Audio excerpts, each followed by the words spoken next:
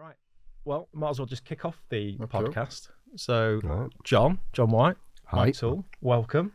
Good to see you today. And you? John, it's the second time, so you're a returning guest. Oh, great. So you know what to expect. Yeah, but you're good at it now, aren't you? That was 2 years ago. That's really a backhanded compliment, isn't it? That's all, So all bad. front in your face.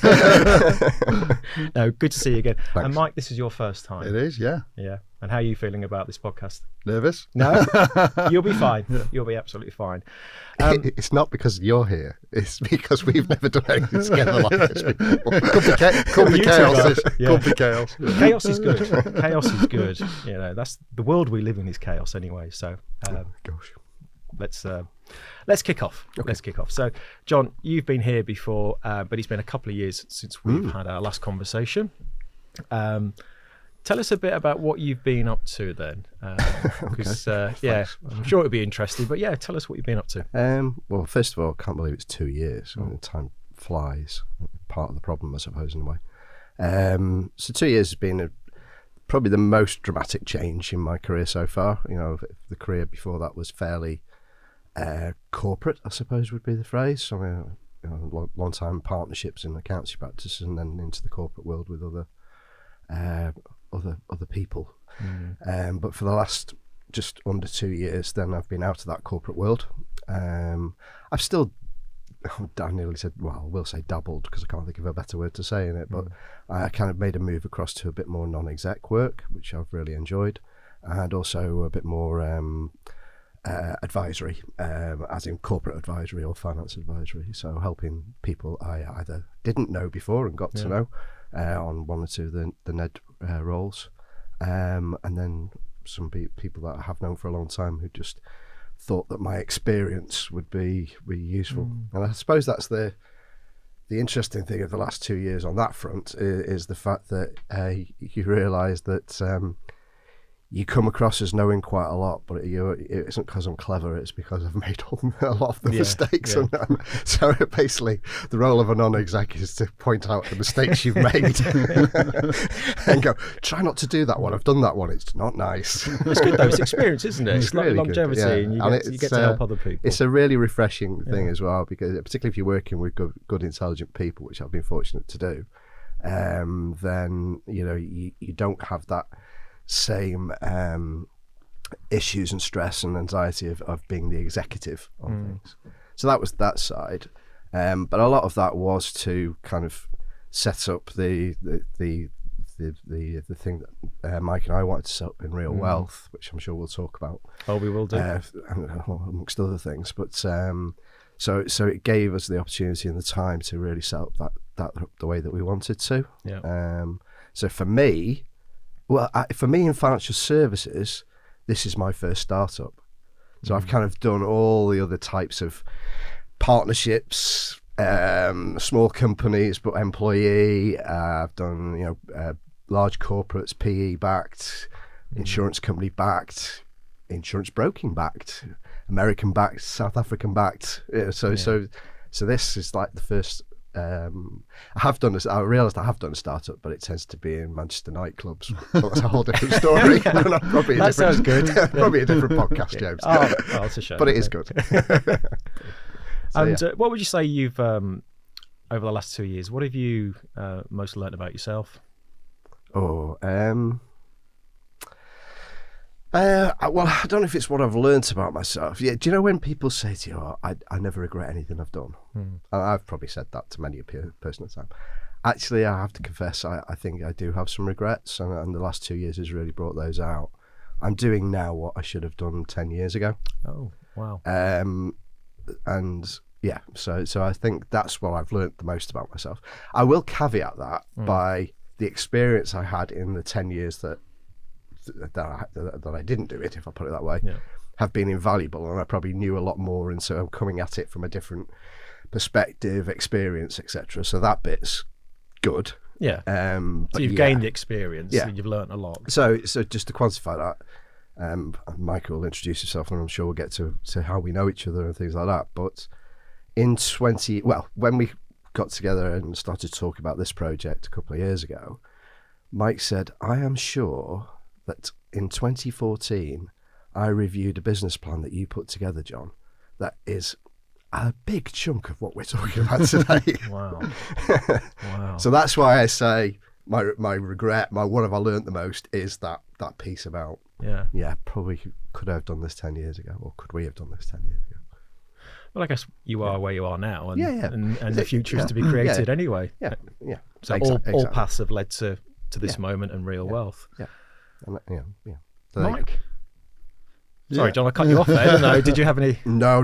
As you said before we started, you've cut it down to the last 2 years because you know it would take the whole podcast to take the whole career. So it's fine. It's a brief potted history. And Mike, welcome to the podcast. I know you, have known you for a few years anyway, so we have spoken. But for the people that don't know you, perhaps you can just give a bit of an oversight in terms of your journey into financial services. So my journey's, I'm not like a lot of people in the industry who fell into it. I actually chose to come into it. Really, I was in You're a low percentage. Yeah. I'm quite a different career background. So I actually was a mining engineer, working in the open casts around Yorkshire and Wales and Scotland, and then met my current wife and realised that wasn't going to be a sustainable career because I was about to go off to Indonesia and thought that doesn't really work for a married person. And so then that put out a career change time and went back to university at Leeds, and then sort of fell on my feet. Quite fortunistic. Ended up at Skipton Building Site in Skipton Financial Services, which I thoroughly enjoyed and had 5 amazing years there. And then progressed into financial services and then eventually ended up, via a Saudi family office and KPMG working with John up to 2014, I think it was, when we were at RSM 10 and we got consolidated. And I didn't like that experience at all. So working with me. Just to clarify, which bit? The consolidation process. It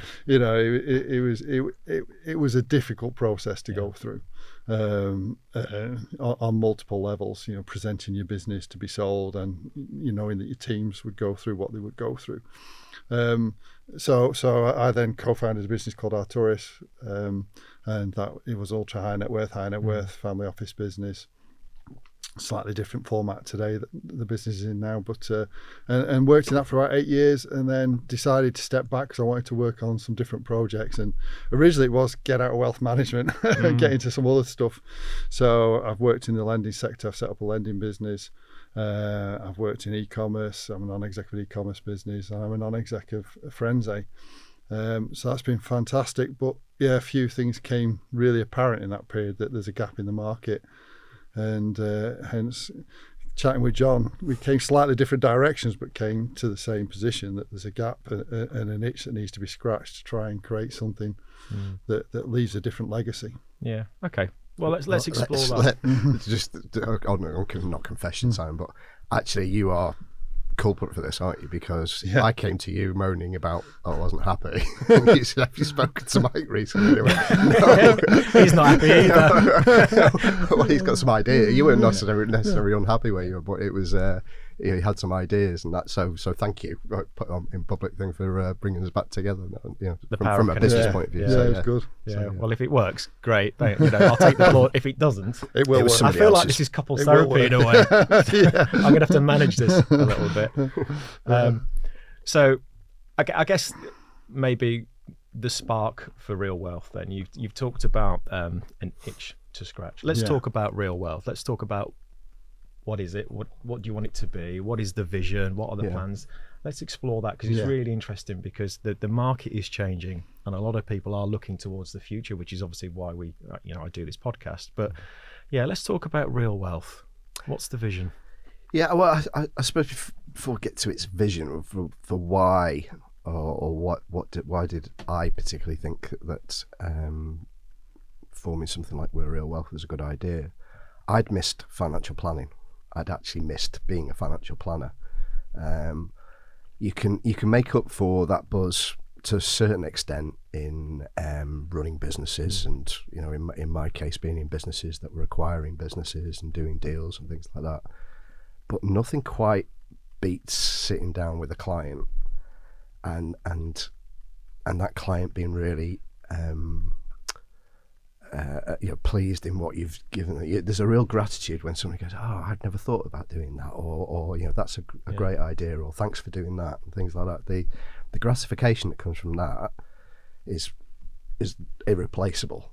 I suppose it's my version of what footballers must go through when they go on a football pitch without being stupid about it. Goal, well, I'm being stupid about it, but it means a lot to you. There's a buzz of that game, I get and that.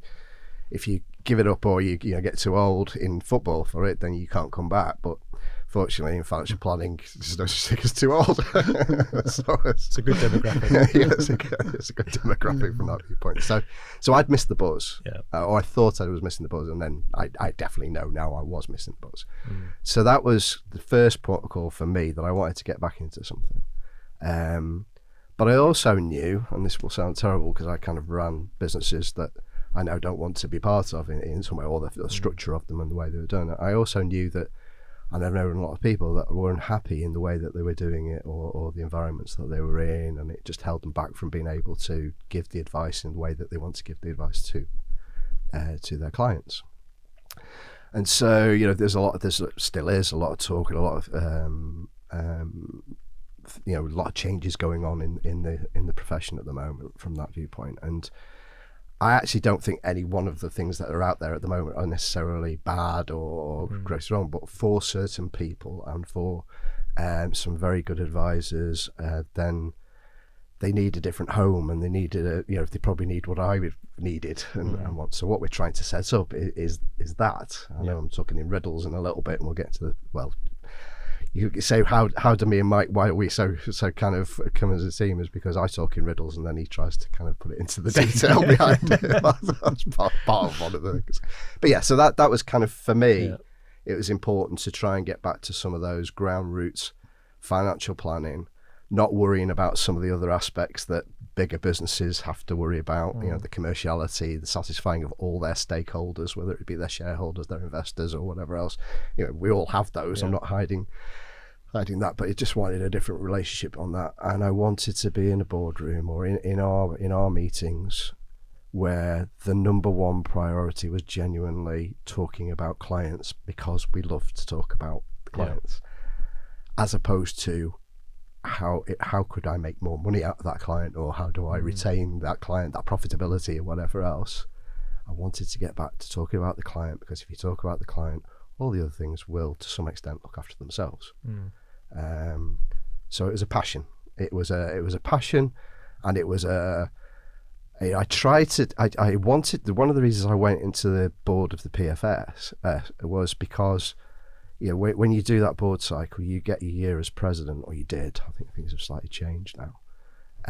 But in that year, you get to pick what your theme's going to be. And people had done before, which I know you're passionate about, James, because I've heard you talk about it on these podcasts, the education of the youngsters for their own financial background, as opposed to, what was it, Pythagoras' theory being discussed. It should be budgeting being discussed. And I get that, but other people had the role of president and tried to do things like that, and had started things quite good. I wanted to do what you've just said, which is most people fall into this into the industry, the sector, the professional terminology you want to use, as opposed to a vocation to come into it. And I wanted to try and step up to show people just what a fantastic career it is. I did fall into it. I talked about it on the last podcast, so I'm not going to talk about it now, but I fell into it, but I am so glad that I did, because I couldn't have fallen into anything better for me. And I just wanted other people to have that.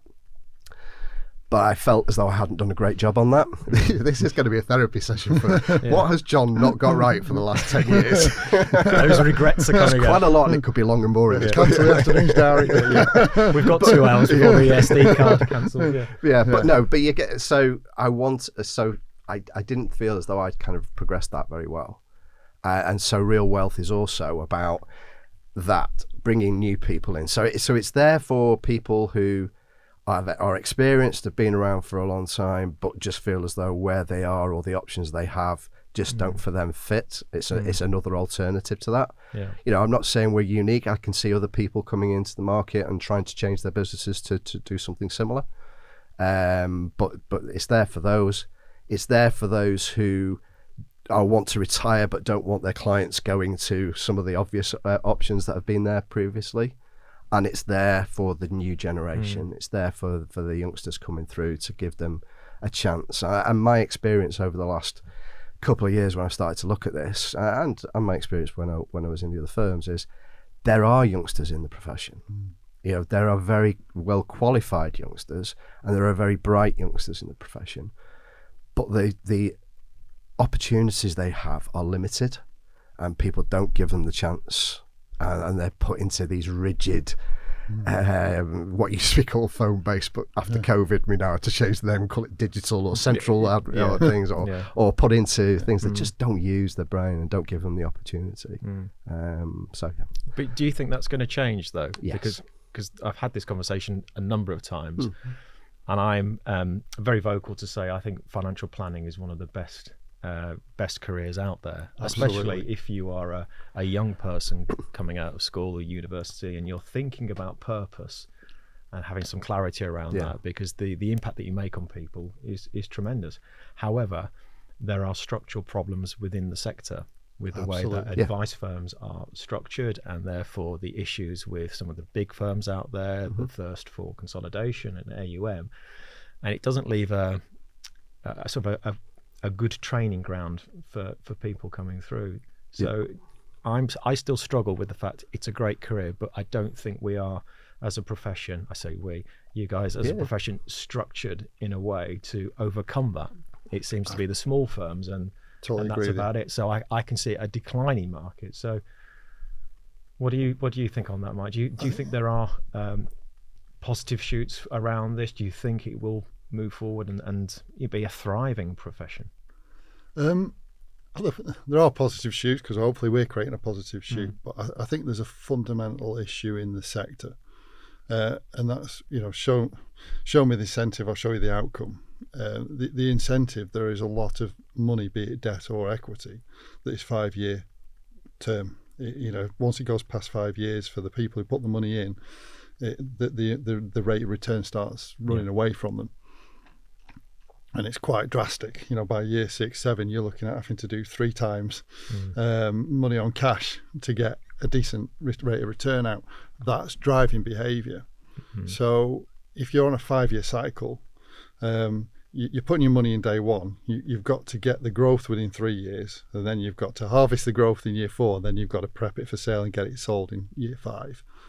That's creating a climate that's quite difficult to let youngsters get their feet under the table, get the confidence, develop, build a client bank, and get to an economic level. So that there's that incentive in the industry is driving various things that we think is an alignment dislocation, because you've got people who want to build careers, but you can't build a financial planning career overnight. It's something that builds slowly, and then you build your momentum, and then it runs for a very long period of time. But the short-termism also impacts other aspects of what we're seeing, which is advisor satisfaction, advisor enjoyment of the role. And that's something, when I step back for a short period of time, it was really obvious to me. And we talked about it, we've been over sentimental here, but people don't seem to be enjoying it anymore. Enjoyment's gone out. It's become like a machine. Yeah. Why do you think that is? Because it's driving on it. Everything's all about this 5-year cycle: is consolidate it, bring it together, get the efficiency, drive out the economic, get the EBITDA to the level you need it to be. Drive down the expenses and the efficiency through. And I agree. I think there's a disconnect at the moment. There is, and I think. I understand, just going back to your point, I understand working large organizations, the drive for, commercial success. I understand that. But I also understand it's very much a people business. Yeah. And I'm sure there are firms out there who, can balance it, but it does seem to be perhaps lopsided on one side. But do you think we've sort of lost sight of what is the most important thing about financial planning, which is the client and their experience and supporting and helping them?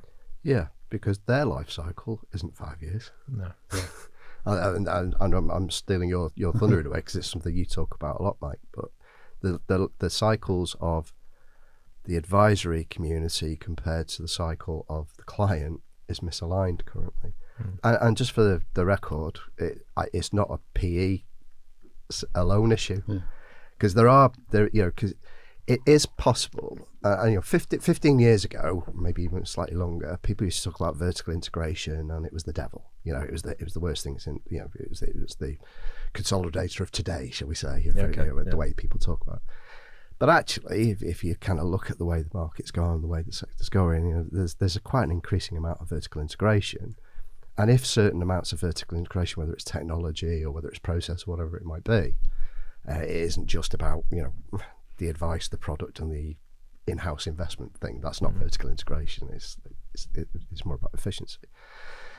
Then there is some good firms out there, and they're doing some good work, and they can move on with their investors and move. And there are some good examples I'm starting to see coming out now, where I can see actually the journey continues, the business brand continues. Who's owning it behind there, to some extent, matters less, as long as the new investors are bought into the journey that they were going on, and there's a proper trajectory. Obviously, the counter to that is there's the classic aggregator who pays no attention to any efficiency, is only in it for the money, and the multiple goes up. So you'll be relieved to know I'm not going to name them. No. but you can see them in the market. But that 5-year cycle isn't just about those investors. The 5-year cycle also 5-year cycle also works when it's an asset manager who's bought the IFA, or it's a product provider who's bought the IFA, because they're in worlds where the CEO changes every 3 to 5 years. So for 2 cycles of a CEO, and this is the cynical old fart in me, because I've been around too long, but I've seen it happen every time. The banks, the asset managers, the product providers come in because that current CEO thinks that we must get into distribution and we must have an IFA, and it's going to be great and it's going to help our other distribution lines, etc., etc. And then they retire off into the sunset after their 3 to 5 year term, and the next one comes in and goes, I don't think that's going to work, we need to bin that. And they're out again. Madness. It happens all the time. It happens every time. And so that whole cycle of all of those types of firms, or all of those type of owners of the distribution chain, have a complete mismatch with the client, because the client's sat there going, well, I like my bank for banking, and it's always been that, but they're in and out, and I get this advisor for a little bit of time, and then they've gone, or I was Premier this, and now I'm that, and it just keeps changing. And so that was a long-winded answer to yes, I agree with you.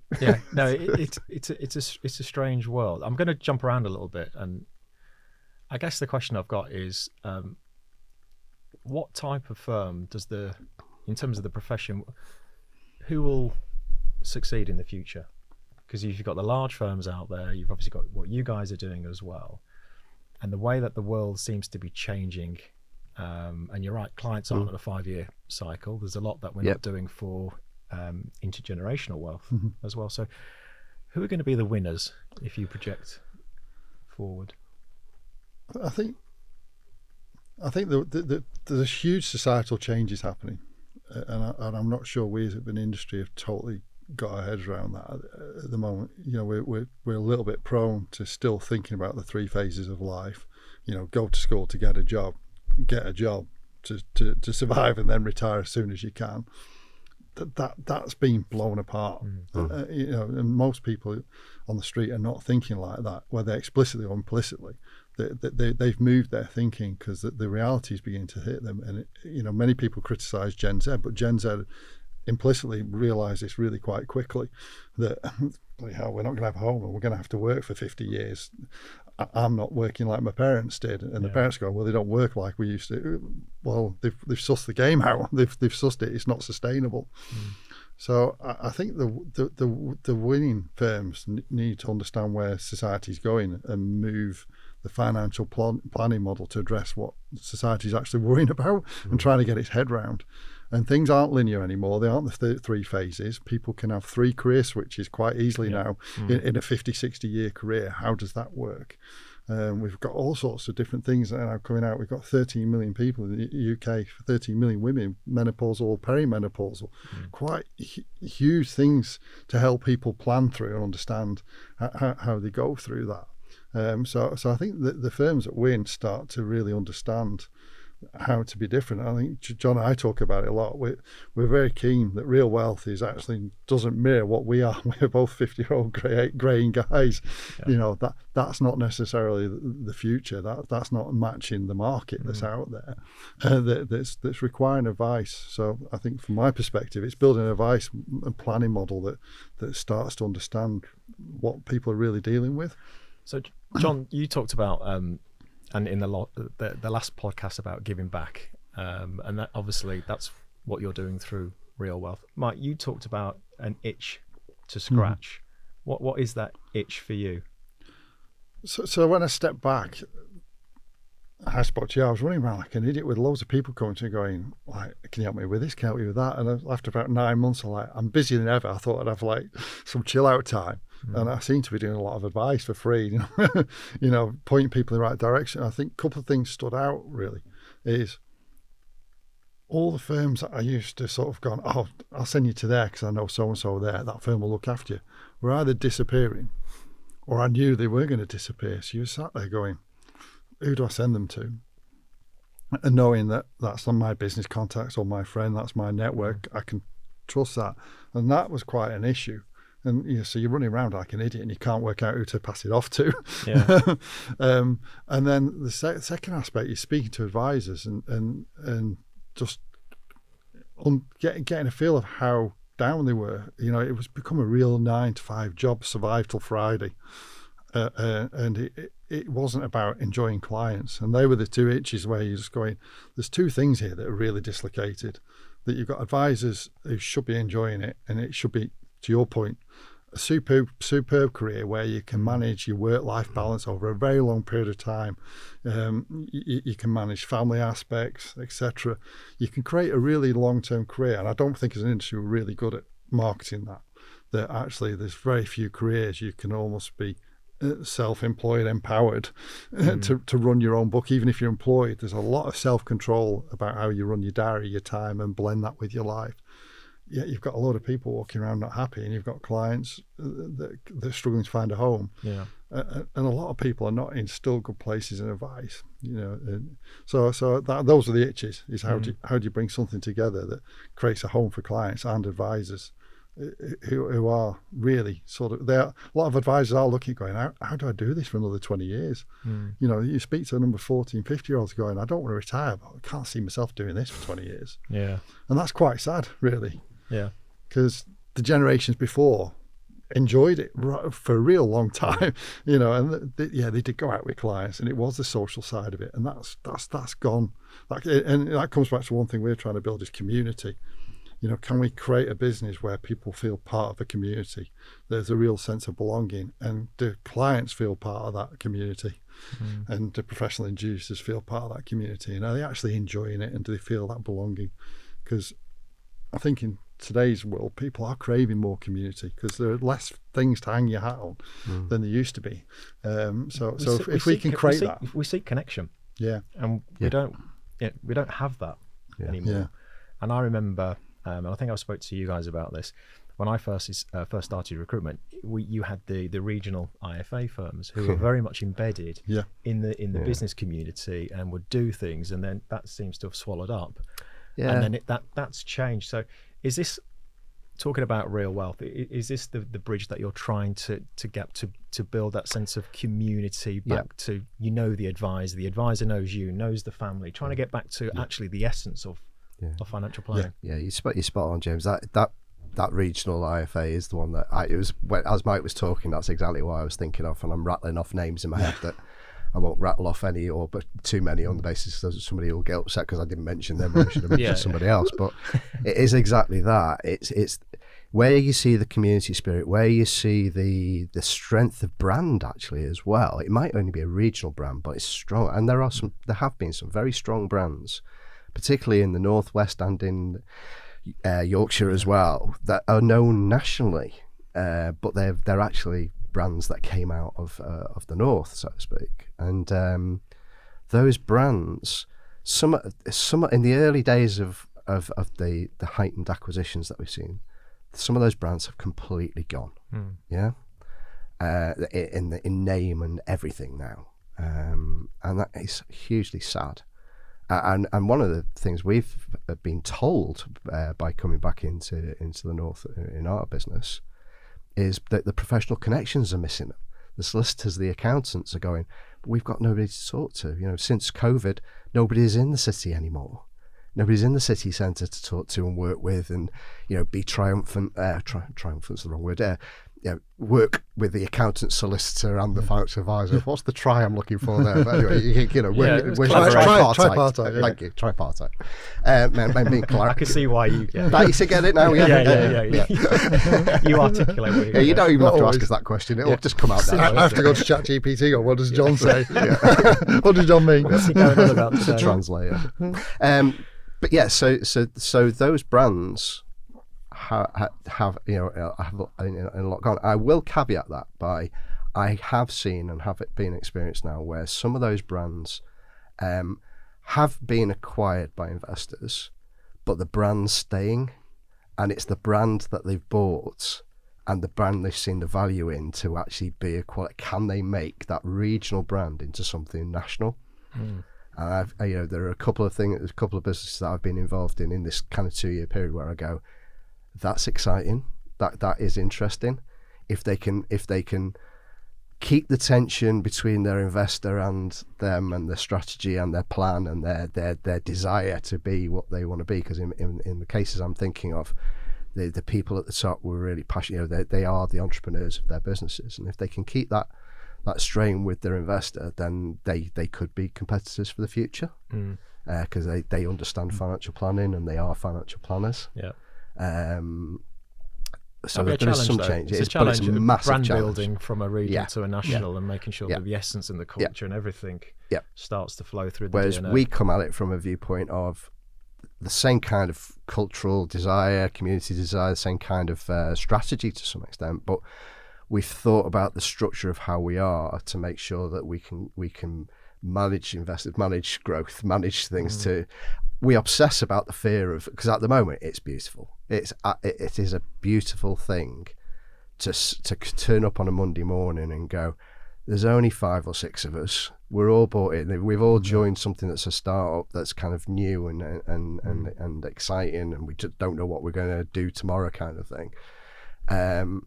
But the fear of, we want to grow. That's part of the plan. We want to bring all these people, and we've just said, how do we keep the spirit? How do we keep the culture? The obsession. Yeah. That's going to be a challenge. So tell me more about Real Wealth then, because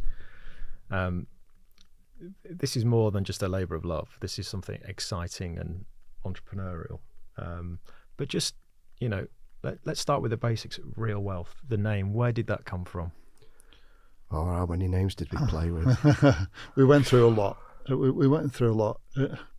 There's 5,000. I'll keep going back. There's 4,500 firms in the UK, of which there's probably been another 4,500 that have since gone. So there aren't that many unique names out there. And it basically came back to what we're trying to achieve, and it's trying to keep it real. What is? Oh, you're a trendy guy. I bet the branding guys love that, isn't they? Keep it real. Well, that's good. What are we actually here for? And it's not about money, because money doesn't make people happy. And I've seen that advising, people at 10, 20, 30, 100, 200, 300 million. Money's not the common denominator for happiness. Actually, sometimes the more money you have, the more problems you create. And that's something I experience. Above £30 million becomes a problem, because it's keeping your kids grounded above 30 million wealth. It's quite difficult. So it's really what we're here to do. We're here to, we're here to try and help clients understand what their happy place is, how they get into that, how achievable that is, and that's what's real to them. So what is real? It's not about or you must plan for retirement, because that's almost like an abstract point. It's like, what are you trying to achieve? What makes you happy? Is that more time with your friends? Is that more time with your family? Is that more time traveling? Is that more, is it working, doing a job you really want to do rather than a job you're doing 5 days a week because you don't like? How can we facilitate conversations that get people to a higher level of happiness? No one ever gets to being happy, because there's no such thing as purely happy, because if you're happy all the time, you're not experiencing unhappiness, then you've not got that balance. But how do we move people up a level? So there is, I think this business is quite different to anything else I've worked in. All the business has been, it's about being excellent. This one's about actually how do we have a sense of achievement, making people happier. And that's clients, but it's also colleagues. How do we take colleagues off this treadmill that starts every 5 years, and give them a way they can link what's their real wealth, why are they coming every day into work, what is in it for them, and trying to bridge all these things, colleagues, advisors, clients, and that's why it's real wealth, is what's real, what we're trying to achieve here. And that stems through to people. We want people who are the real deal. We're very, very picky on people. We will not let anyone bring us down to the lowest common denominator. We need quality people who do things in the right way. Because if we start cutting corners, then we suddenly having to bring in all regimes and controls that take it away, and we punish the good people. We're not going to push. I'm smiling to myself because you avoided saying that our only one rule because you didn't want to swear on. I'm desperately trying not to swear. If you said at the beginning what you're nervous about, one of them was swearing. So I'll do it. Absolutely, just do it. Just do it. Be real. It's not particularly a swear, but we only have one rule. For the 2 years we've been talking and how we were going to grow the business, we only had one rule. And again, this is a challenge. Which was, we don't want any dickheads. No dickheads. It's the All Blacks Legends book that everybody quotes sort of things. But actually, I haven't actually made him clean the toilet yet, like they do in the All Blacks. But the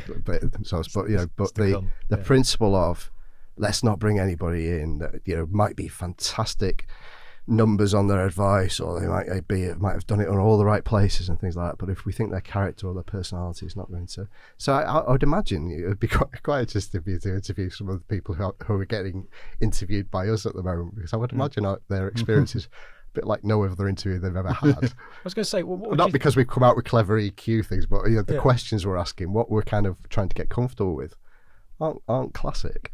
And if you do something wrong today, and you might get away with it if you're going to sell in 5 years' time, it might stay buried with a client. It will come out over 10 or 20 years' time. And that's the mentality we need to get into the business. Do the right thing. And you can defend it in 10 and 20 years. Even if it's wrong, we made a decision, but we genuinely did it because we thought it was the right thing to advise you at that time. But you've got to be able to defend yourself over a 10, 20-year period of your integrity. And that's what we're trying to build into the business. And that links back. We've got to bring the right people in with that sort of vision that they are making decisions, knowing that they're on heart doing the right thing. So principally, Real Wealth is an advice firm. Yep. It puts the client very much at the centre. Yep. It sounds like, forgive me, but you're trying to bring purpose back into a business and to advisors who are perhaps lacking that purpose, or they've been driven away for whatever reason. Well, they might have or want to have the purpose and frustrated that they haven't. Correct. But they haven't got the they're not in an environment that allows them to do it. So the conversations you've been having, what's been the reaction to people that you're speaking to? Because you mentioned you're having, you're interviewing people and you're asking, maybe unusual questions. So what's when you're talking to somebody, and your business is principally, it's an advice business. And I think there's a sense of irony here that we're talking about advice business, which is really centered around the client. Now, really, that should be fundamental. Yeah, absolutely. Okay. So it seems like we've gone so far, but fine. We'll bring it back to what is the most important thing. But you're talking about happiness, purpose, contentment, whatever it may be, and life is changing. What are people's reaction to this? Because this is different than come here and this is the hierarchy. This is what you can achieve in your career. It's different to perhaps what it was. So I'm interested to see hear what people's reactions are. I think, first first of all, people are really interested. They want to know more. I think there's understandably, I think people should be kind of be a little bit cynical of, is this true, or I might actually believe in the conviction. As I'm saying this, I've got the American lady that did the podcast on the interrogator, and I'm trying not to fidget or say the wrong thing. I am watching. Yeah, I know.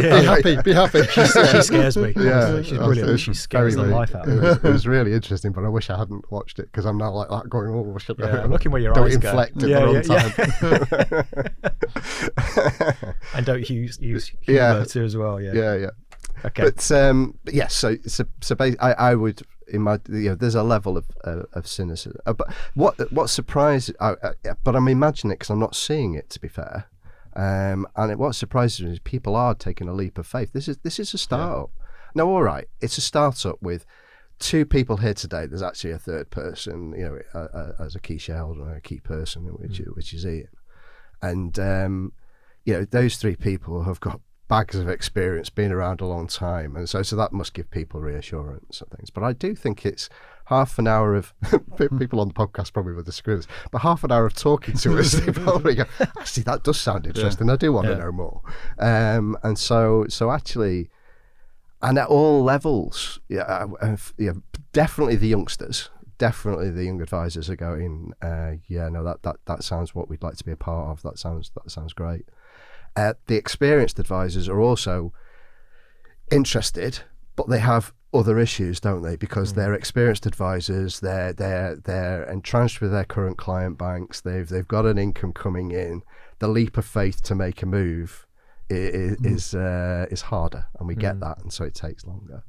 And then the other side of things that we've not yet talked about, but I'm sure you'll come on to kind of technology and AI and all the rest of it. But having good technology, having a good process, having no legacy, it's probably our.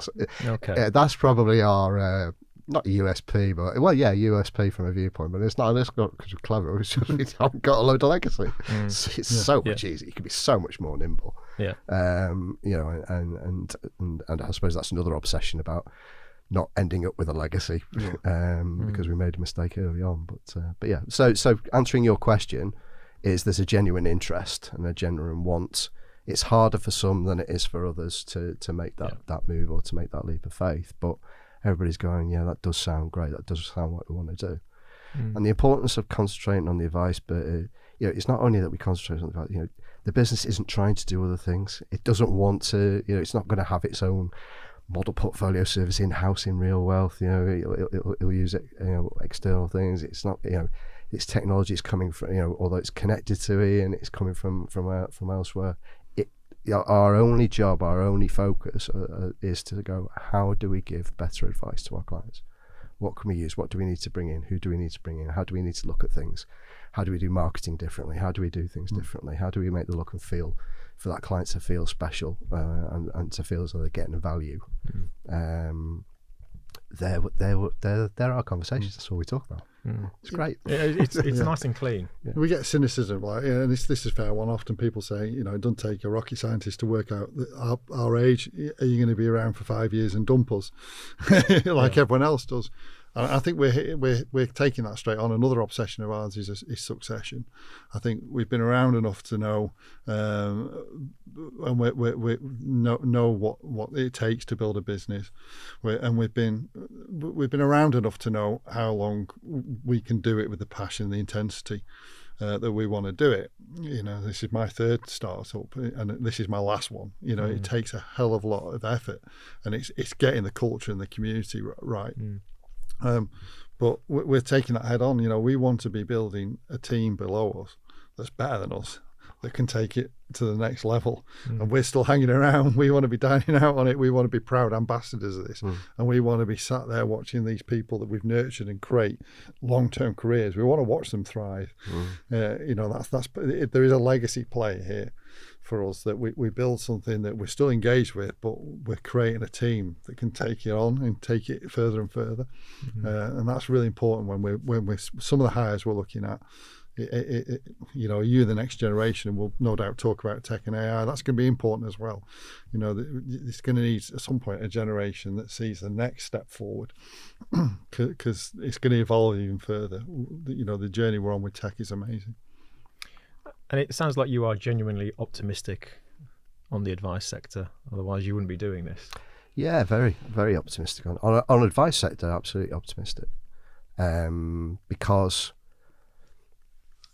I'd never say never about AI and things, kind of how it develops and what can be done. And I did listen to is it Tom, wasn't it? Tom Francis? Tom Francis, podcast, and I thought that was really interesting. I thought he was a very bright guy and very open guy as well on the thing. And so you can see where technology can take, etc. But there was parts of that I'm going, yeah, you still got to kick out to a face-to-face, or it could be virtual. A lot of our work's done virtually, but it needed a human, and it needed a human interaction to really understand the nuance of that client. Everyone's different. Everybody's happy place is different. Everybody's focus on, say, you read the 100-year life, you read different books on things and go, right, okay, well, everybody's priority is going to be slightly different. Mine might be to live to 110. Somebody else's might be to spend more time with their mates. Obviously, mine is always to spend more time with my wife, just in case she's listening. Shout out to Karen. Is that right? Just for the record. But so everybody's kind of different, and that takes a human. So financial advice is always going to have that human element, as far as I can predict and see. And if we can use technology and to make that time, that interaction more and more a bigger part of it, then absolutely that's got to be for the good of everybody, and it gives an exciting thing to be involved in, and again backs up my point about it being a fantastic career. Now, if I was going into a career to be an investment manager, I'd have a very different stance, because I think that's a dead career. Do you? And I think that's definitely why you see investment fees coming down, and the pull of that. You can see clients going, but where's the value in that? Well, what are you giving me that I can't get a bot to do, or whatever else? And this is not a play for passive. We do passive, active. We talk to the client about what they genuinely want. So it's not that part. But even active management doesn't have to be active that much with a human interaction. So I think there's a lot of people in the city making a lot of money at the moment still that actually do need to look around the shoulder to say, well, how long am I going to be able to do this for? Do you think they'll flip that and then start looking at more of the human side of the relationship rather than about just the numbers? But so what are they then? They're not an investment manager anymore, are they? They're a financial advisor. They're a financial planner. Yeah. And that's my point. And you've seen the change. It still amazes me, because I still see it in our side of things on the financial advice side. I still see financial advisors who are really investment advisors, because when they go and talk to a client, they start talking about how that fund's better than that fund, or how Nvidia's affecting that, or but all right, it's interesting to have a chat about, but is that really adding value to the client that they couldn't get from any piece of content that they wanted? I don't think so. I still see order takers as advisors. So true advice, true time with the client, true talking about things that the client wants, the client values, the client will pay for, the client trusts. Again, going back to that conversation with the American lady on, how do we get trust into the sector, etc. And it was, I think she was spot on with the honesty piece. If you tell the truth, you're talking about the truth, whether you know the answer or you don't know the answer. So if I don't know the answer, I don't know the answer. Trust and truth. If I know the answer, but I think somebody might not like it, I might think. The older I get, the more I think about how I put that over, but I'm still going to be honest about it. So I'm trying to get more.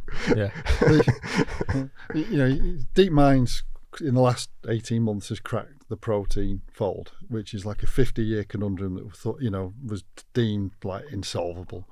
So can AI, do IHT computations and CG computations and bond slicing, all that sort of stuff? Absolutely, it's going to be technically there. So the real focus, as John was saying, is what we're here for, and we're here to try and understand hopes and fears, And humans aren't actually that great at getting to the bottom of that. That's why everyone uses therapists and all need mentors, etc. Because you have protective layers, etc., that don't necessarily want all these things to be revealed. But our job is to get to the bottom of those and try and work through those. No one likes talking about their own death. No one likes talking about the kids and the wife's life potentially after them. Our job is to sort of peel back the onion, try and work out what's making this person worried, because deep down they are worried about it. But likewise, where they're not achieving that's actually stressed them. And that's empathy. That's all empathy. So the relationship is AI will make us focus more on people skills than we've probably done in the past, because if it's not people skills, AI is going to be able to do it pretty well, to be honest. And I've spoken to loads of people, not just on this podcast, but other people, and AI is happening. Oh, absolutely. And then it'll be AGI. Okay. Yeah. So what you're then left with, fundamentally, is the human interaction, of which we haven't been that great, because now we're doom scrolling and spending a lot of time looking at things which perhaps don't make us happy. Yeah. So my challenge politely is to both of you, politely or not, it depends on your viewpoint, is when you talk to clients about, happiness and what is real to them, that's a skill set. And I'm not sure how adept advisors are at the moment in that skill set, because it's a difficult one, because you're trying to bring in different types of, psychology, spirituality, which is about knowing yourself. Absolutely. So it gets a little bit more deeper than obviously, here's a fact find. Yep. So where do advisors need to improve? And what are you telling your guys? And how do you know that they are right for this role? Yeah. Because does that make sense? It's a very deep connection. It makes perfect sense. It's probably a good example of some of the questioning we do in our interviews without even really realizing that's what we're doing. But we are putting ourselves, we are being the client in that thing, and trying to think about, if I was the client, is that person able to empathize with me, talking to me in a way that I want to be talked to, probing me about the things I'm comfortable being probed about in a comfortable way, and things like that. So absolutely, they are the skill sets of the modern day financial planner. Yeah. And some businesses are trying to really home that in by changing the title of it. Tom did it, didn't he? He had coaches. Yes, they did. Yeah. You've got some really good organisations like the I can't even remember the name of now, but where things move towards more wellness or wealth coaching and things like that. I don't think personally that there's a need to change the name of what we are. It's what we do, and the focus of that being the bigger part of what we do is the point. But absolutely, you're spot on. They're the skill sets you need in a modern day. Anthony, who you interviewed, Anthony worked for me for a very short period of time, and when you look at the skill sets of that guy, what he's now learned and sort of on that side of things, at the academic side of it. But he can do it as well. He is a very empathetic, engaging gentleman that I wish all the luck to, and hope he does really well in what he's doing. And he's very deep as well. I think he's learned a lot over the last couple of years. So as caricatures go, I'm not saying we all have to be at that level and do those levels, but they're the kind of push towards what they are. And some of the kind of advisors that I've known for a long time that I've probably sat there listening to this, or if they haven't turned off already, just cynical about what I'm saying or what I'm thinking, they're probably some of the best at it, because actually it's some of those guys and girls that have done this who've known their clients, know the kids of the clients, know what they know the client inside out. They've known them for 20 years without even thinking about it. They do some of this coaching and some of this guidance. It's not even on their radar that they've ever learnt it. It's just what they've done naturally. So when you're interviewing people and you're having these esoteric questions, do you do anything more than that with regards to profiling them, questionnaires with regards to their personality? No, not at the moment. We don't.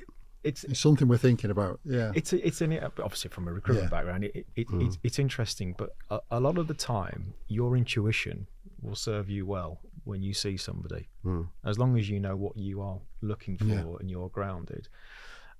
Because obviously, if you're then trying to profile people, it's taking it down more of an academic route. Yeah. And I'm not sure sometimes how that fits with the actual role of the empathetic advisor and what you're doing. I think the technical aspect of the job will be easier because it will be effectively, done behind the scenes by some, AI agent. Yeah. That's fine. But I'm just trying to think, how do you, when you are looking at people, how do you know that they are the right people? It's hard. It's hard. I'm not going to sit here and say I've got all the secret sauce of things. I think what you were suggesting there, while we're still young and still relatively small, then it's easy for us to do those interviews, and we haven't, and I don't see the day for quite a while that we would bring anybody in that I haven't interviewed and then Mike's interviewed personally, because I will warm to a different type of person than Mike will. People can work that out from the thing. We're different people. He'll see things that I haven't seen. I'll be sold. I'm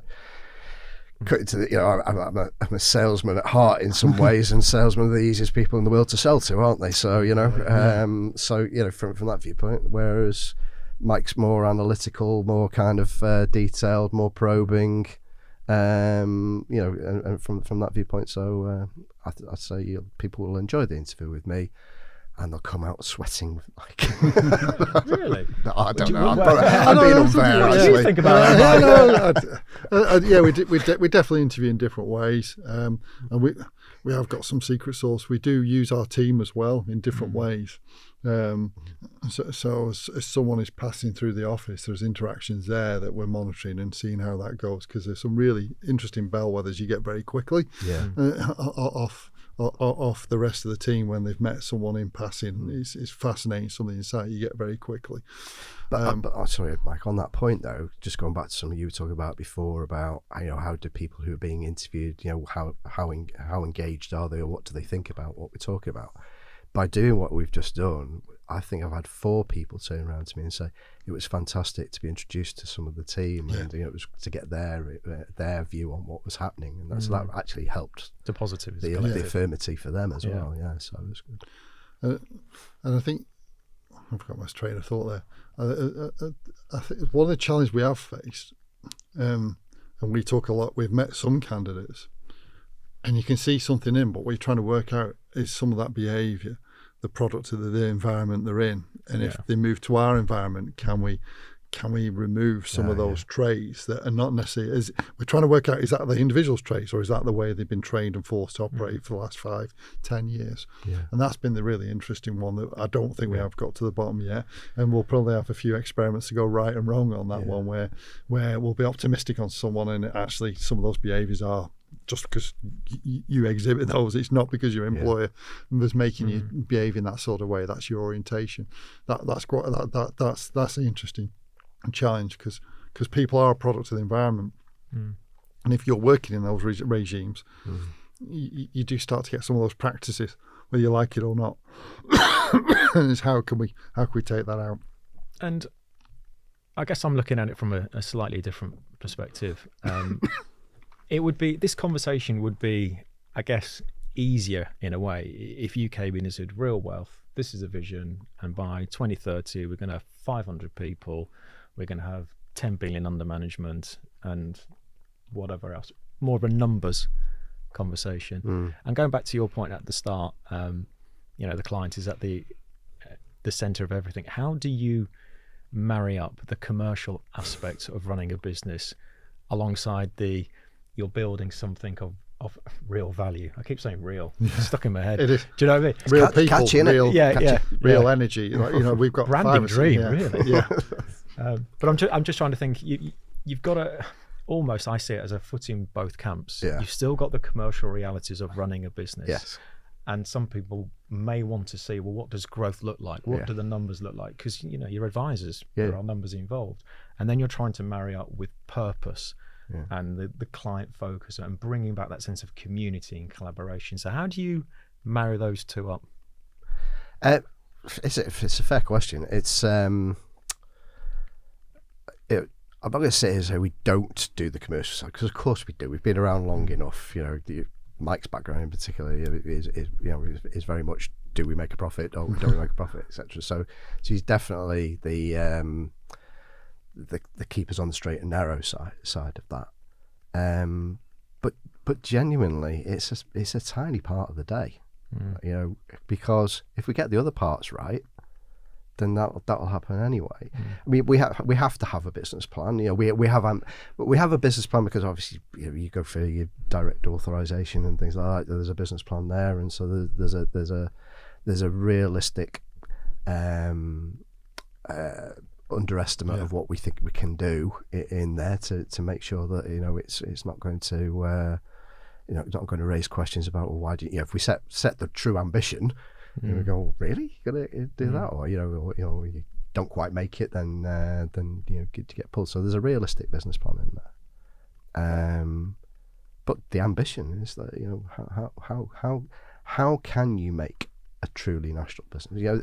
For examples, the kind of things that we might talk about are, you look at those regional players that we've talked about in the past. There always seemed to be a problem that they could get to 1.5. I don't really like talking in client assets, but that's the only way to relate to these businesses, because that's all they talked about. But 1.5 billion in client assets, they could never actually get beyond that. Somehow there was something stopped it. Something kind of great. Whether it was the entrepreneurial spirit of the founder or the original team, and there was the comfort because you get a nice profitable business at that site, so everybody's kind of happy.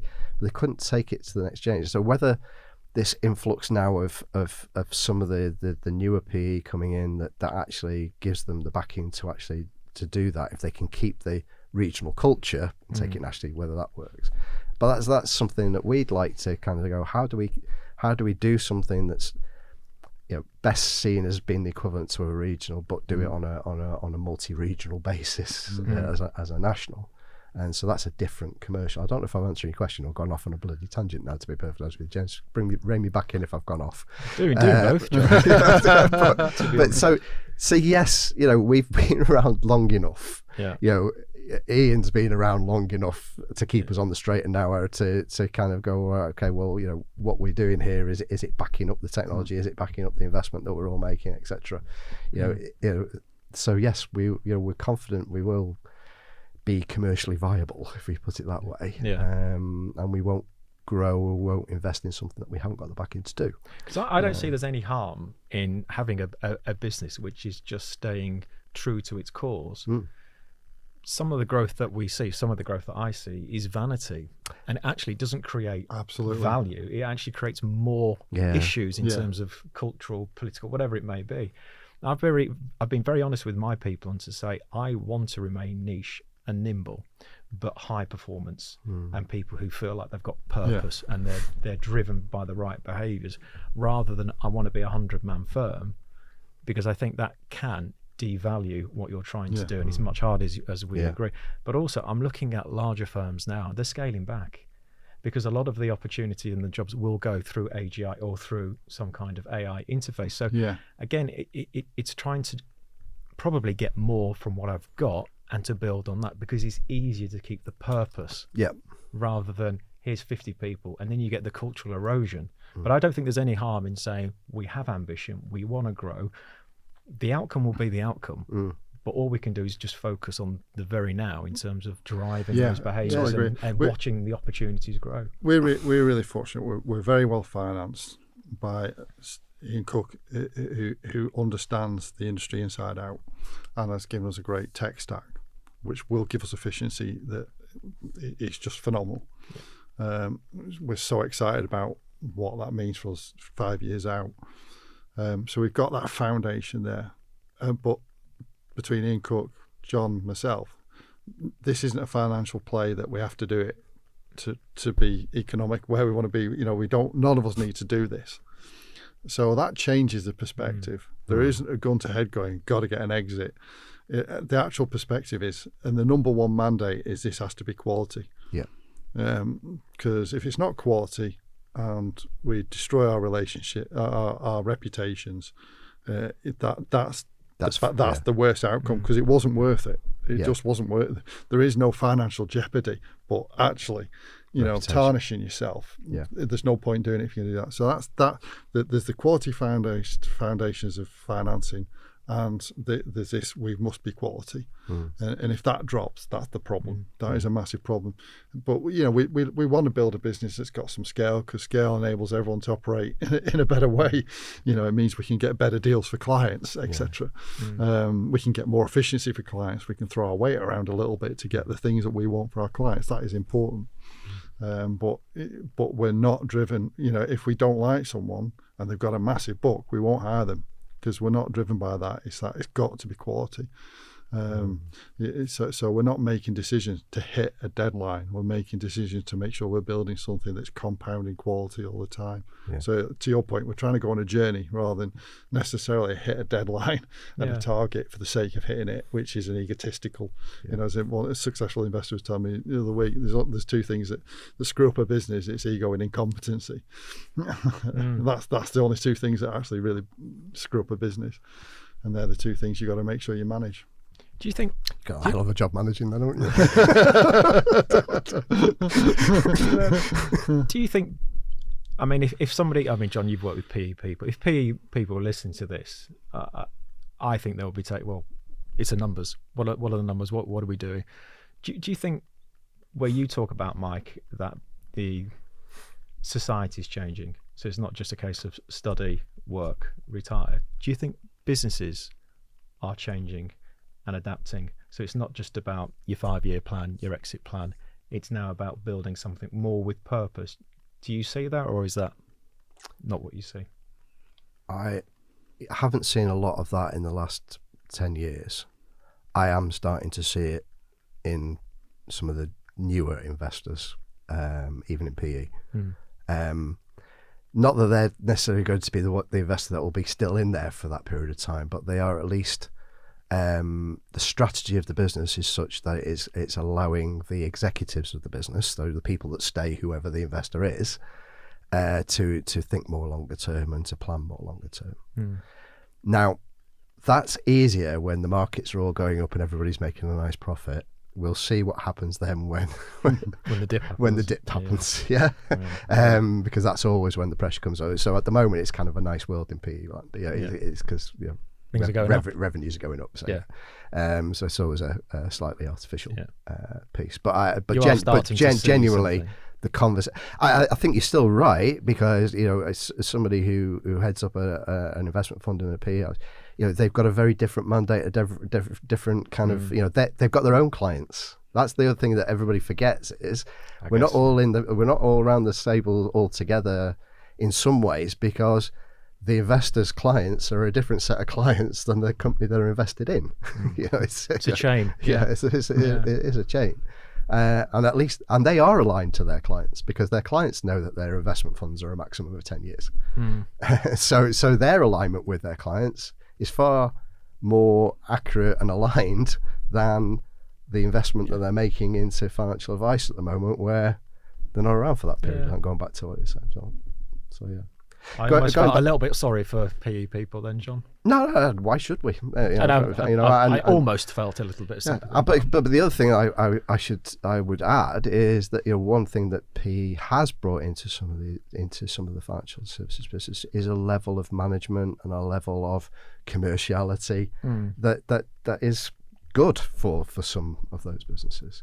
I think where going back to something you were saying before about us and our sense of purpose or ambition and how ambitious are we are hugely ambitious, but it is very focused and it's very narrow. We are ambitious in being the best at what we do. Whereas commercially, sometimes businesses turn from what I would say was financial planning to say wealth management. Wealth management now tends to get used when you've got the DFM or the investment management in-house within it as well. And so people have moved, even small firms have moved into that world, which is away from their focus, just to get that extra few bips. But increase the whole risk profile, increase the whole kind of cost base behind it and everything. For what? And for what? How many thousands of MPSs are there in the UK market? How many do we bloody need? That's a fair point. Please tell me how many we need. And don't let me get started on bespoke stockbroking, because you'll get taken offline. Obviously a pinch point there, isn't there? Well, I just don't see the value of it. I don't see where it adds any value to a client whatsoever. It's higher cost. It's higher. It's not fair, and it's just focusing on the wrong things for the client. That's fair enough. It's really interesting. I'm a non-executive of an e-commerce business, and that's fascinating because you pay-per-click, and you're trying to get maybe a 2-year lifetime value out of a client, and you're trying to see if you can recover your pay-per-click cost, which is very uncontrollable at times, and can you make a margin on that? And I think that whenever I sit in those meetings, I'm always acutely aware. Sometimes in the industry we talk about recurring revenue, and we're linking it to valuation, but we sort of take it for granted how valuable that is. That if you onboard a client and you have that upfront onboard cost, but you've then got 10, 15 years, 20 years if you do the job right, shame on you if you can't make that economically stack up. The problem is people are just going, I've got to make it work in 3 years. But if you're actually building an economic relationship that's got 10, 15 years, you discount that back, it's hellishly valuable. And so can money be made by doing the right way? It most certainly can, and quite unique to a lot of other industries.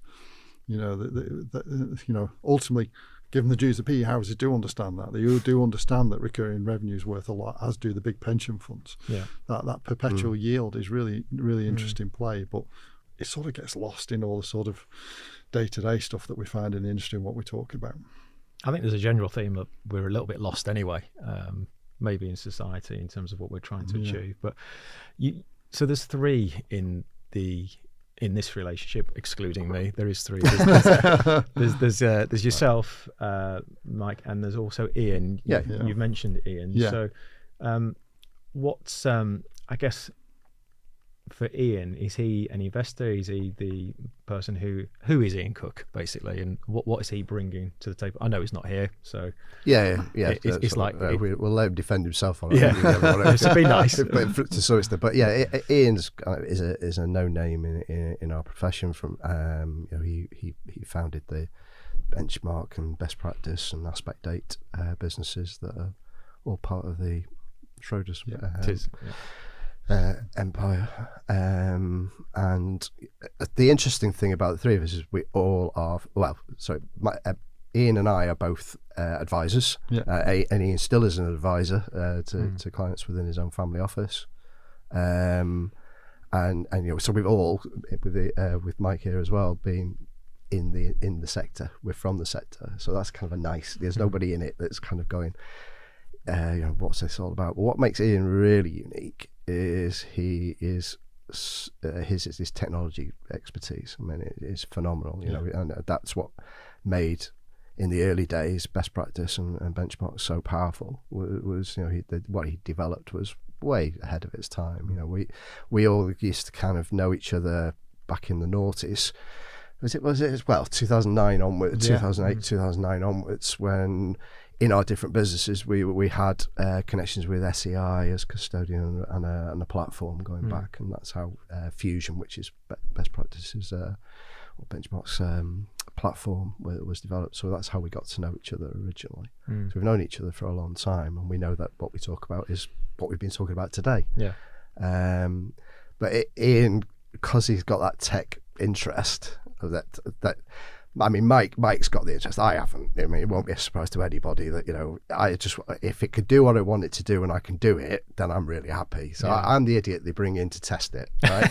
So if I can work, finger on the keyboard. It is entertaining to watch. You don't have to have a keyboard. It's audio, mate. Speak to it. Look at you. I'll give it a name. Janet. I don't know. But there's a little bit of both. So I am literally the idiot that they bring it. I'm the lowest common denominator. If I can work it, it's fine for everyone. It's a compliment, I'm sure. No, it's not. But people should be reassured that if I can work it, and I can, then most of people in our advisors will be fine. It's a low bar, isn't it? Yeah, it is a low bar. But literally, painting a picture of him. But he loves. Well, he tells me he loves to sit there with the computers coding, prompting to kind of build how can he build the best piece of technology to give the best advice to clients and to release advisors to be able to do it while keeping it completely regulatory compliant and well governed and giving us the MI that we need to run a modern day business.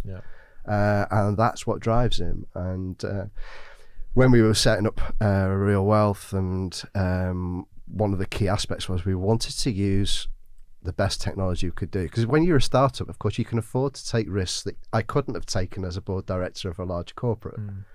I can't go to the 3 guys in Newcastle University and say, I'm going to use your technology and it's all great, because they haven't got anything behind it to substantiate the due diligence that I've got to go through to back it. It's just not going to happen. Whereas startup, I can do that. But what we were end up looking at was stacks, tech stacks. Everybody talks about tech stacks. Nikki does a fantastic word map of all the different technologies in our space, and every month it kind of the print gets smaller, and I need the glasses at the best of times. Nikki woven. Yeah. Okay. So what was frustrating us was, who did we go with for, say, the CRM, but then who were we going to use for the AI, and then who were we going to use for our cash flow modeling, and who were we going to use for our risk questionnaire or whatever else? And it's not very integrated, is it? It's not. So I got wind of the fact that Ian was sat in his air-conditioned office with his six screens or whatever he's got. And sounds like Elon Musk. Yeah, I have no idea how many screens he's got, and I do apologise, Ian. He's not a fascist. Painting a bad picture. But it was that. So we phoned him up and said, can we come down and actually take a look at this, because we're building this business and we want to see if this would work for us. And it was just a fantastic opportune moment, going back to what I said right at the beginning of my own regrets, didn't do this 10 years ago. Well, I couldn't have done this 10 years ago, because the opportunity didn't happen at that point. The call wasn't made at the right time and all the rest of it. But I still wish I'd done it 10 years ago. He's harking on about that. Let it go, John. Let it go. You've frozen. I've never even seen it. It's the only line I know. Don't know what you're missing. Don't look at the second one. Get back to it, John. so basically, we went to see it, and we were just wowed, because Ian had built it for his own advice, for his own family office, for and the clients that he has in there, with everything focused on the client. It's a client tech. The client sees it, the client shares it, the client can update the things on there as well as everything else. So it really is that way focused. But it's also integrated with all the different bits of where AI can help, where the risk profilers are matched up to the cash flow modelling that's matched up. So all the assumptions of everything that swings through is all the same. So as a one-piece kit, it ticks a hell of a lot of boxes. But it was still new, and still is new and embryonic. So to work that with a startup of a business like ourselves, and have the coder and his team there, and have that relationship was, when else are you ever going to get that opportunity? Direct to source, isn't it? We are the guinea pigs for technology. That's his investment Yeah. basis. So he puts the money in, and we just have to feedback on the tech. So assuming he'll never listen to this, so it is a wonderful thing. If he does listen to it, it's a pain in the arse. He's developing. But no, it really isn't. It's having had to go through some of the larger pieces of kit that are in the industry and things. It's light and day, just from the experience. And he wanted to see if it could be utilised in a more everyday advisory business than a family office type environment. And so it was good for him from that viewpoint. And at the same time, we talked to him about what Real Wealth was and what it was. And so it was literally that moment of, can we do this, and can he be part of it? And I asked to be part of it, and of course we weren't ever going to say no for all the reasons of kindred spirits. Well, I was going to say common interest or common knowledge. In a way, what makes Mike and I work so well, what makes Ian and I work so well is we're like-minded but very, very different, coming from very different ways of doing it. So that's really interesting. That so all the stars aligned for that conversation. They kind of did, to move forward. And part of the frustration was we were looking around, we just couldn't find the solution. Where we were seeing stuff, and just going, that it's just not exciting. We weren't seeing anything where just go, God, that really changes a problem we experienced 25 years ago when you're looking at your cost of your business. Yeah. And the service you're delivering, a lot of the solutions weren't really moving the needle. This was the one where you went, well, hang on, that really changes the way we work and changes the roles of people and the sort of people we need. And some of the I'm so glad we've gone down that route, because it's only accelerated over the last 12, some of the things that over the last 12 months, we had a strategy session, didn't we, a few months ago, and you look at our original business plan and model, and then some of the things we've come to this appreciation of where the model's going. There's some quite fundamental changes in what year 5 looks like now, just in that 12-month period of getting used to the technology. Yeah, so the acceleration of tech has really pushed the... Hugely, yeah. Okay. Strategy day, right? Because this is a great example of living the real world dream as opposed to the corporate dream, right?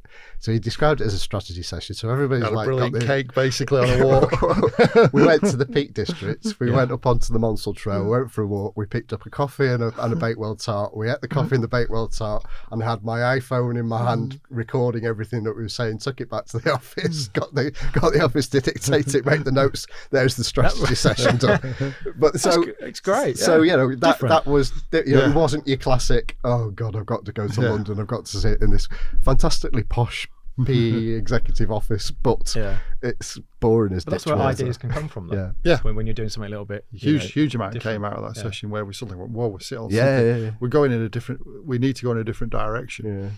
Because and that that's where it sort of really hit us, that this technology we got, it is moving what we will need to do more to the personal empathy focus, because if someone is without doubt, if someone can self-serve and can really challenge themselves to get the real issues they want to sort out, they will be able to do it online with an AI bot in 5 years' time, without a doubt.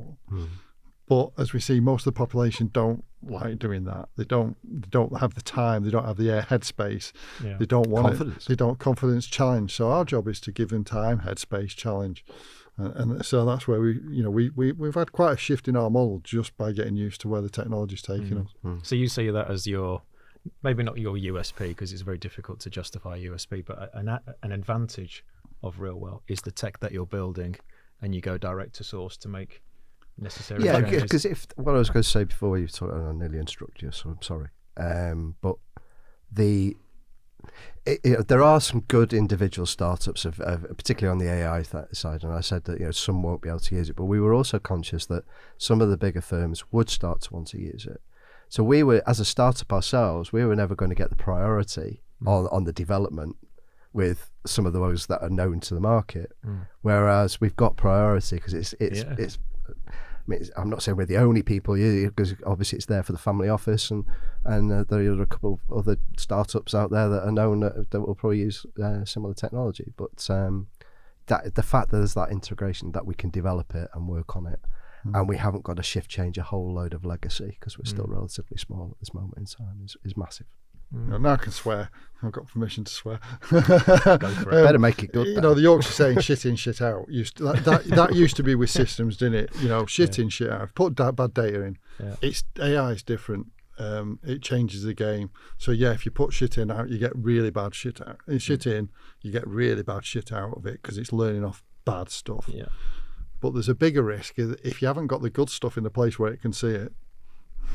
You ain't going to get anything of quality out of it, and that's the real focus we keep talking about. But obsession is getting all the data you can from every interaction you have with client in the right place. Then the AI can see it, and then you're really seeing some amazing speed up in service delivery and efficiency. And that's the real that's the clever bit, is the data structure and getting the data, and that takes discipline as well. It's very easy to go off and go, I'm not going to do it in that way, but then you get this huge inefficiency because you didn't feed the engine with the things you should have fed it with. But if you feed it, some of the stuff that comes out of the other end, you're just like, wow, how the hell did that happen so fast? It's exactly the same as when we started.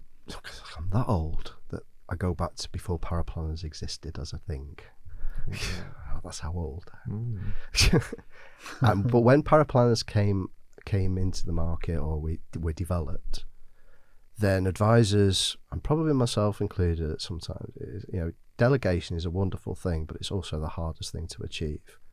And so power players would come in and the advisor would be moaning, that power player is useless because they can't do this, they haven't done that, they haven't done that. It takes time and energy and real commitment to get somebody to learn your ways of doing things and how you want it, and to communicate that across to somebody how you want it.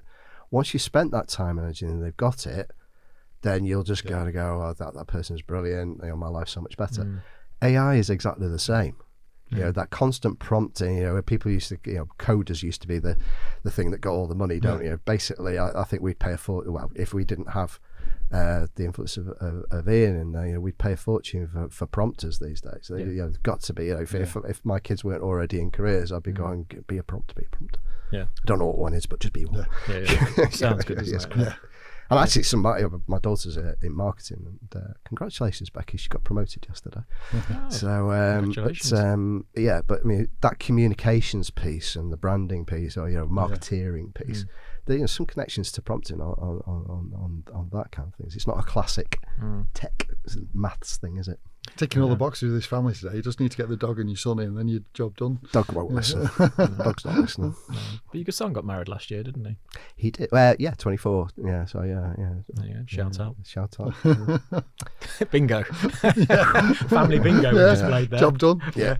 You've not said anything, Mike, about your family, so I'm not sure what that means. So just I guess the future fit bit. I'll just. The future fit bit. The future fit financial. The future fit bit, as opposed to Fitbit, the Garmin watch. Yes. Bloody hell, John, honestly. Yeah, the future fit financial planning firm. If we look into the future, we've talked about the tech, and I'm a great believer in that. I think you're definitely on the right lines, and every piece of data is important. And then you've been talking about purpose and the human experience, the client experience. So for firms to really I guess I've asked this question before, but I want to make sure I'm clear myself. What do firms need to do to be successful? What does a future fit financial business look like, from the tech, from the people, everything? Do you want to go first? Yeah, I think. Do you want me to go? No, I'm just trying to think about the best way to articulate. I think. See, that's not where we're different. You need to ration. Sales pitch coming in. I'll give you thinking time here. I think you need to grapple honestly with where tech is going to take us. And it's almost with your kids in this. You can't lie to your kids anymore and say some of those jobs. Go to school and do a degree to get that sort of job, because a lot of those you need to help your kids understand this. That there's a whole wave of jobs that go. Yeah, massive. Therefore, you need to be strategic about how you place it. And I think we've got the same thing coming in our industry, is that if you're stuck in a business with legacy and technical debt that is doing it in the good old way, you're going to be blown away with efficiency by a more efficient model. Your operating cost is going to be off the scale. Your speed to deliver results for clients is going to be nowhere near where you need to be. So I think for firms to be successful, they need to understand that, and that needs some big pain, because if you've got the wrong stack and your data's all over the place and you haven't got your business used to thinking about data, 5 years time you're going to be running very stodgy. And you're going to be looking at overweight as a business, and you're going to probably struggle with the economics of how do you make money at that point, because there's going to be leaner, faster machines, right through to the extreme of direct online AI agent led business that charges peanuts for that type of advice. That's a threat that is coming. Without a doubt. that group of customers who use the likes of Hargreaves Lansdown today are self-directed. They will move down that route because they're semi-self-directed. That's a threat that's going to provide a price challenge. So if you can't deliver more value and you can't find efficiency than that, then you've got a problem. And so you've got to be tech ready. Then you've got to be tech ready. You've got to, and you've got to understand the pain you've got to go through. Yeah, you can't keep putting off the database amalgamation. You can't keep putting off the integrations for tomorrow, because tomorrow you'll be just too slow. And I think that's if you'd asked me 10 years ago, would I have said that? No. I think we are the first time in my career seeing technology that really is transformational to the operating models of distribution firms.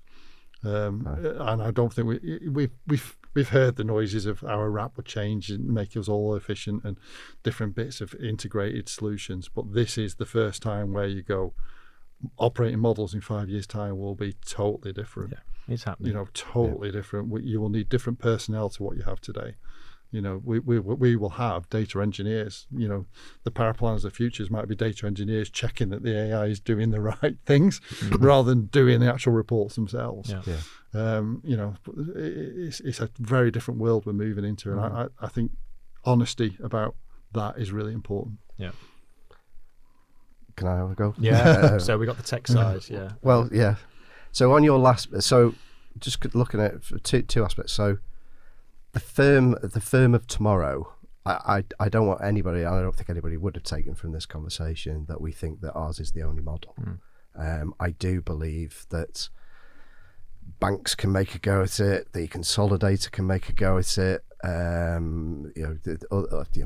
Product provider, God help them, distribution could make a go out of it. So they're all capable. They all need to understand their different target markets and what they would bring to the table, which will be slightly different for all of them, but they can make a go of it. The only one that will fail, is kind of backing yours up. And it doesn't mean that the owners of these businesses won't continue to make money currently, but those aggregators, so the ones that just pile on firm after firm that they've bought but actually don't do anything to make them more efficient or to build them on, will end up, like Mike says, that they won't have actually dealt with the technological efficiencies, and so they will die, but it'll be a long, slow death, and you don't want to be the last investor into that.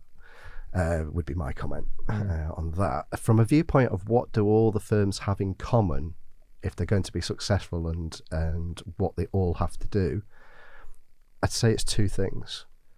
They have to remember they only have two things. They only have clients, and they only have data. As long as their clients are happy and they've got the right clients and the clients trust them, want to be with them, value what they're doing, they've got a profitable business. And if they've got the data right, I think that's the bit that we all don't know. Yeah. Because I think that's where the true value of distribution lies in our profession.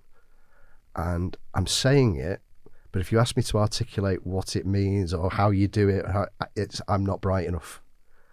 But I know that I've got to get my business's data not just clean and so it's right for the regulator, however important that is, but because commercially, the true value of our businesses as we grow and as we swing round, so that it's a bizarre sector in a way that distribution isn't the king. Actually the amorphous whales are the wholesale. If you think about food retail or other sectors, it'd be the other way around, wouldn't it? We'd be the Tesco's, not the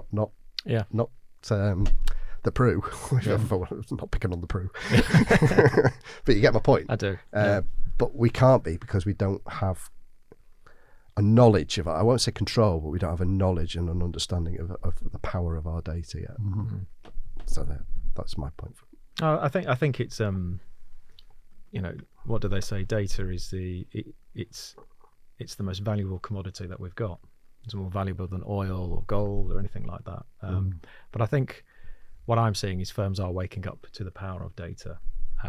The good news is, I guess, real wealth doesn't have legacy issues as well. So you don't have tens of thousands of, inappropriate records or whatever it may be. So, but I think the power of data, and used correctly with the proper AI interface, looking at all those data points, every conversation is captured, every piece of written communication, it will look to see patterns. It could help nudge you in terms of, by the way, this is your client's birthday, or it's his daughter's birthday, the things that we may remember, but it's left to the human.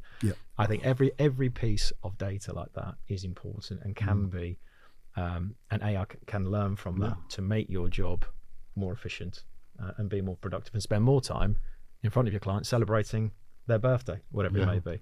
So I do think it is it's a massive advantage, but I think there's a lot of work for people to do to overcome the legacy issues and all the problematic issues that data has. I think interesting what you're you're articulating there, is data enables personalization. You can actually use the data to make you can service more customers, but become more specific to that customer because you're using the data, and that could be quite special. That you can be tailoring everything you write for that client around that client. If they like sailing, it can bring things into sailing. You can keep the amount of information we capture as a sector. It's phenomenal that someone like Amazon would die for to get that intelligence. On the emotional side of our clients. The only thing I would say is a watchword is don't abdicate responsibility to AI, because you want that blend. No, definitely. Yeah, because I think lots of firms are saying, well, it can do that, and it's like, well, what are you doing then? Yeah. So if your business is about people, then make it the center of everything. But I see a lot of firms, not just in financial planning, but thinking, I won't need to do that anymore. I can spend less time. It's like, I think you need to be spending more time. But that's more my personal view than being. Yeah, it's probably a bad analogy, but it's almost it's the most productive thing in your business, but it's still a fairly junior member of staff. Is the way I would look at it, because you don't want it having too much say or control of a business in its way. You still want to treat it as quite junior, even though it's fantastic. Keep it in its box. But it's interesting to see with your clients how your times change. So there's more time social, which is probably soft fact with your clients. I'm glad you qualified that. It wasn't like in the pub. The advice process changed, doesn't it, to spend more time with actually what matters, which is relationship and having a coffee or something with the client to verify, check, get more insight. And then what the AI is enabling, better relationship management. So you might not be reducing the amount of time you see face to face, but the quality of that time, bonding, is better. That's true. Before I sort of draw this podcast to a close, is there anything else that you want to discuss, disclose, or mention about real wealth that we've not covered? No, not for me, but Mike will always come with something left field that I haven't thought about.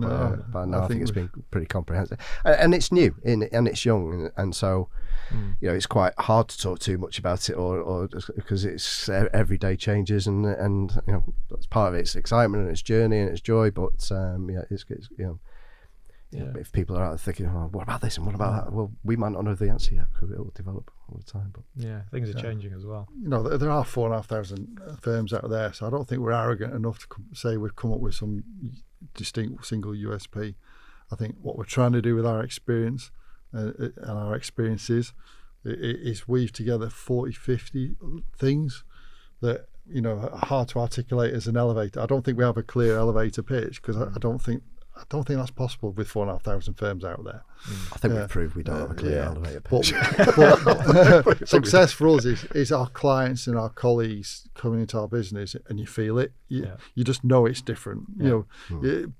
And sometimes it'll be hard to tell why, but you just know it. It could be the way the remunerations, the communications, the marketing, the compliance functions work, the technology works. There's so many different aspects that we're weaving into the operating model that are deep in there, deep things that we've looked at in the past. We like that. We like what they do. We don't like what we did there. That has to go. It's sometimes very small things that will have big impacts. I think it's difficult in some ways, and maybe this is the point I was making earlier, that maybe businesses change, that you don't need an elevator pitch. Maybe the fact that you are I'm going to say it again, keeping it real to the both of you and your experiences and the purpose that drives you, that is what your business is about. So it's not a corny elevator pitch or a statement say this is what we're going to be in 100 billion. It's almost, it will resonate with people who are on a similar I guess journey to you with regards to where does their future lie, what am I looking at, and where do I want to be? Do I want to be with like-minded individuals that can allow me to really explore the relationship with clients, but in an environment where there's a hybrid of some fantastic technology to enable you to do that. So you've got the tech enabler, but your business is centered around spending time with your client. So in a way, I've just articulated that for you, well done, free of charge. I'll have to listen to this now just to get that bit. But it's almost like you don't need an elevator pitch, because sometimes it doesn't resonate, or it might do with you, but it might not with them. So I think what people are hearing today, this is more about purpose and client and where you're going. And you don't have all the answers, but guess what, gents? nobody does. That's the irony. And the people who profess to, they don't. So I've got a couple of more questions, if I may. Obviously, this is the first time, or the second time you've worked together, but this is the first time you've worked together in a startup. What have you learned about each other? Silence. Here we go. No, we need therapy. I'll go first. I nothing new, but it reaffirmed that I work so much better with a colleague like Mike and the skill sets that he brings. So I suppose without going back to my therapy about the last 10 years, but that team, and I did say it in the first podcast, that team that I had, because with me, if I say I, you know that everybody's cracked it because I'm owning it. So that team that I had at that point, which was with Mike, it was with John Porteous, it was Mike Toole was part of it, Charles Haygarth was part of it. That team was the best team I've ever had in my life. And what we achieved, I am more proud of than anything that I had done to date at that point. And I was, on top of my game because I had the people behind me that were on the top of theirs. And so now I'm starting to rekindle that because I've got Mike working with me, and when Ian comes in and gives a different aspect to that. So I feel very confident and very privileged to be in this position because I've just reassured with the team I've got. So we bicker. I mean, Hannah will tell you in the office, we bicker like a pair of old men. We're like that. The two Muppets that sit two old guys, And we do, and we do come at things from a different way. And he does frustrate the hell out of me at times and things. And it equally frustrates because normally when I'm most frustrated, he's normally bloody right. Oh, that's worse. It's horrible. So all of those aspects, I think it's just I don't know if that answers your question. Yeah, that's the best lovely. answer I can give. Yeah, that's very nice. So, that'd be nice. I was going to say, peace. There you go. I think the nice bit, we've all worked with good people and we've all worked with, horrible, horrific people. And I think what's been really nice is we've got the compass settings are right. And that's really nice when you come into a decision making. You can disagree with something, but the compass direction is right, and that makes so much decision making. You know that if you're having a debate, the ethics are right at the bottom of it. And that's it's easy to take that for granted, but I've been in situations where that isn't the case, and it's really nice to be working in that scenario where there's a strong ethical core of what do we think is right, and I think John's always had this strength, but it's more apparent now, and we write all this stuff about real wealth and stuff like that. I've probably been one of the most guilty people for not actually focusing on balance. I've done stints where I've been a complete idiot of stupid shifts and putting 24-hour shifts in on stuff. And it's easy with a startup. It's easy to get carried away and go too far. I think John's got this really good balance about what is real wealth. Johnny's really good. To tell you that I'm a lazy son. No, but you don't work 24 hours. But he's got a good balance going. Enough's enough. Let's call time out on today and get back to what is real. And I think that's important. That's really important because if we're going to build something where effusing to our clients and practicing what saying do this, but we're behind the scenes doing totally the opposite. We're just hypocrites. And likewise, if we don't practice it, we're not actually then showing our colleagues the way to work. And it's really important because we're trying to build a business that it's about deliverables and trust. And this is quite interesting. You're back to the interview process. Some people are finding it really weird, like they obsess about working hours, and we're just like, well, you've got a job. This is where we need to be. How you do it, you tell us how. You tell us. But that's all about trust, and that's again a product of environment thing. People are struggling with that piece where they're so you must be in 9 to 5 and you must do it within that time, etc. And you can't work on. So it's nice to be in an environment where we are focusing on trust and working closely, and it's good fun. Fun. That's the first time we mentioned that word, but that's just right at the end. Point factor of the whole thing really is that it is fun. I've got two questions. You had 2 questions before. You had one. I'll edit that bit out. It's fine. I guess I'm going to ask this question because I'm interested. Would you say you've now found purpose in what you do? It's a different purpose. So the previous firms I've set up, I think more of the obsession is about being excellence. Is excellence. Rightly or wrongly, but Camco, we just want to be the best lender in that sector in the UK. Artoris was about being the best family office. Being excellent in every detail we do. I think, and they're different sort of client bases, different sort of situations, whereas this is a more holistic.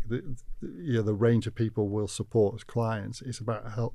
It is more genuinely about making people happier, and it is more about trying to leave a legacy where colleagues of ours look back and go, they set us up in the right way. We wouldn't be where we're going if those guys hadn't have set it up in this way, and we've got a better life because of that. So there is a lot more of a calling to this one.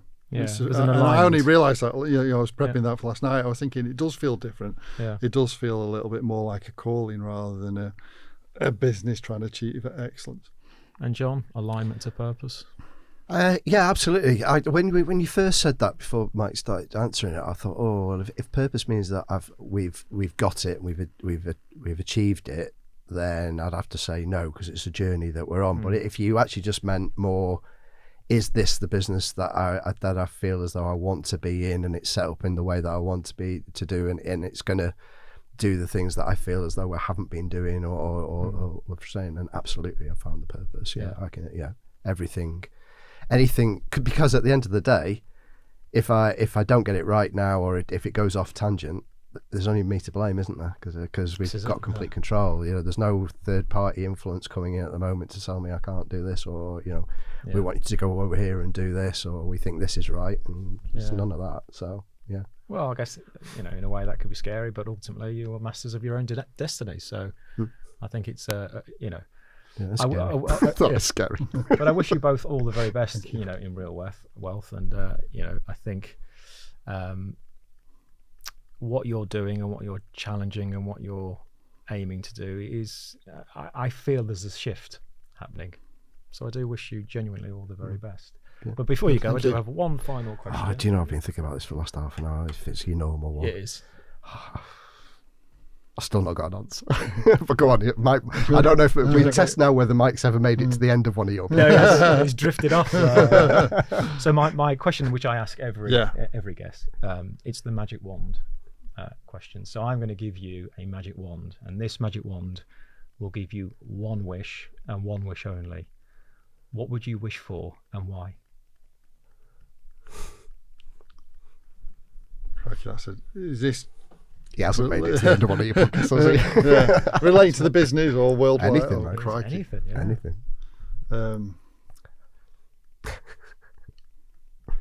No, if it makes you feel any better, I've known about this for months and I still haven't got an answer. That's worse. Well, I give you. I mean, it's twee, but it's in line with what we've been talking about. So if I had that eureka twee moment of that other people might go for world peace or whatever else it might be, but I think with our mandate, what we've been talking about today, then I would want everybody to know their happy place. And we kind of talk, we play on this in the website as well, and we even put trig points and things like that into the website. And those trig points are to represent a place which is where people like to be happy.